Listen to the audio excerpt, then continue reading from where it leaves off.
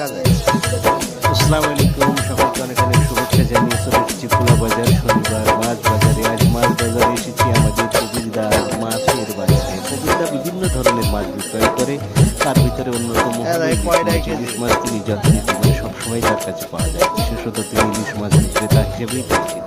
প্রতি কেজি ইলিশ মাছের দাম আজকের দাম হলো 1200 টাকা কেজি, ওজন হলো 1 কেজি এবং 1 কেজির কিছু কম আছে, কিছু কেজি বেশিও আছে।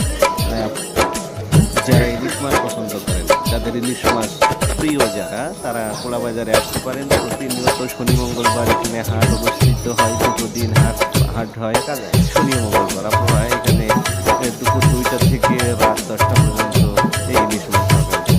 কবিতা বাদেও